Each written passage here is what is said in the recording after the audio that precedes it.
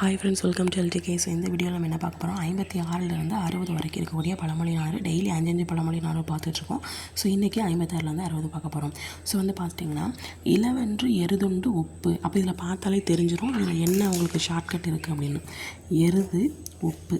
ஓகேங்களா?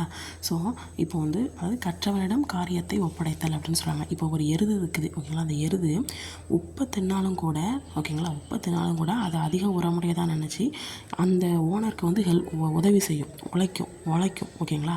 ஸோ அது மாதிரி தான் கற்றவனும் என்ன பண்ணுவான் அப்படின்னா, எவ்வளோ தான் கஷ்டம் வந்தாலும் என்ன பண்ணுவேன், படிக்க தானே செய்வேன்.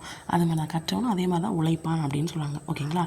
எருது உப்பை தின்னாலும் கூட என்ன பண்ணுவோம், தன்னோட ஓனருக்கு வந்து ஹெல்ப்ஃபுல்லாக இருக்கும். உழுது எல்லாம் என்னென்ன வேலை செய்யணுமோ அதெல்லாம் செய்யத்தான் செய்யும். ஓகேங்களா?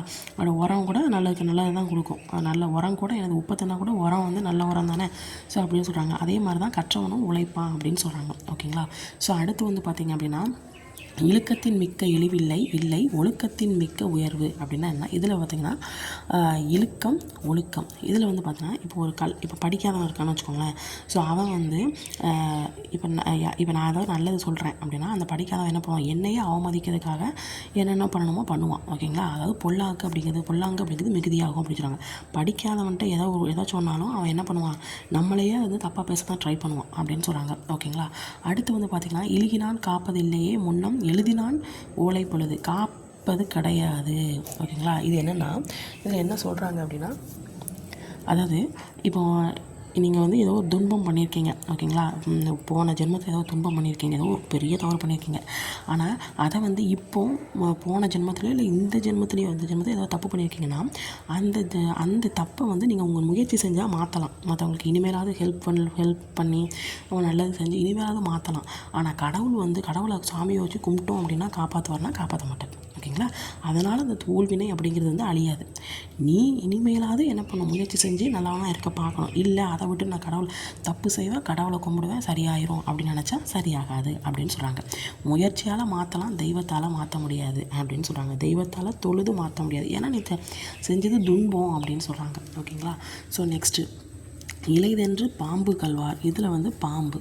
ஓகேங்களா? இப்போது பாம்பு இருக்குது, அது இனமெல்லாம் கூட்டமாக இல்லாமல் சிங்கிளாக நிற்கிது. சிங்கிளாக இருந்தாலும் அதை யாரும் இகழ்ந்து பேச மாட்டாங்க. ஏன்னா கொத்துச்சுன்னா அவ்வளோதான். சிங்கம் இருக்குது, ஒரே ஒரு சிங்கம் தான் இருக்குது அந்த இடத்துல. சிங்கம் இருக்குது, ஒன்று தான் இருக்குது. நம்ம ஈஸியாக நம்ம 100 பேர் இருக்கிறோம், சிங்கத்தை எப்படியா துரட்டிடலாம் அப்படின்னா துரத்த முடியுமா? முடியாது. சிங்கம் அந்த 100 வரையும் அடித்து கொண்டுரும். அந்த மாதிரி தான். ஓகேங்களா? ஸோ அதே மாதிரி தான் உயர்ந்த குடிபெயர்ப்பு மன்னன் ஒருத்தர் இருக்கிறாரு. அவருக்கு எவ்வளோ தான் கேடுகள் வந்தாலுமே அவரை எதிர்த்து நிற்கிறதுக்கு ஒருத்தன் கிடையாது அப்படின்னு சொல்கிறாங்க. அவரை எல்லாருக்க யாரும் துணியார், யாரும் எதிர்த்து நிற்க மாட்டாங்க அப்படின்னு சொல்கிறாங்க. ஏன்னா அவன் வந்து அந்த உயர்ந்த குடிப்பிறப்பில் பிறந்த மன்னன் அப்படின்னு சொல்கிறாங்க. ஓகேங்களா? ஸோ இருப்புலி பெற்றால் கிடப்புலியும் பெற்று வரும் அப்படின்னு சொல்கிறாங்க. ஓகேங்களா? இதில் என்ன அர்த்தம் அப்படின்னா, செய்கிற முயற்சி. ஓகேங்களா? நீங்கள் வந்து ஹார்ட் ஒர்க் பண்ணி இப்போ படிக்கிறீங்க, டிஎன்பிஎஸ்சிக்கு படிக்கிறீங்க, அதில் ஒரு சின்னதாக ஒரு பலன் கிடைச்சா கூட, ஓகேங்களா, அதை வந்து ஒரு இகழாமல் இருந்து நீங்கள் அதில் நிலச்சி நின்று கடைசி வரைக்கும் படிச்சிங்கன்னா கண்டிப்பாக பெரிய பலன்கிறது கிடைக்கும். ஓகேங்களா? இருப்புலியும் கிடப்புலியும் பெற்றால் கிடப்புலியும் பெற்றுவிடும். ஓகேங்களா? ஸோ இதுதான் 56லேருந்து 60 வரைக்கான ஷார்ட்கட். ஓகேங்களா? ஸோ மறக்காமல் டெய்லி 5 படித்தாலே போதும். கண்டிப்பாக 400 வந்து ஃபில் பண்ணிடலாம். 5 படிக்கிறதுனால இது ஸ்டோரியாக தான் சொல்கிறேன். அதனால் ஷார்ட்கட்டு அந்த மாதிரி ஞாபகம் வச்சு இந்த ஸ்டோரி அப்படியே கம்ப்ளீட் பண்ணிக்கோங்க. ஓகேங்களா? தேங்க்யூ.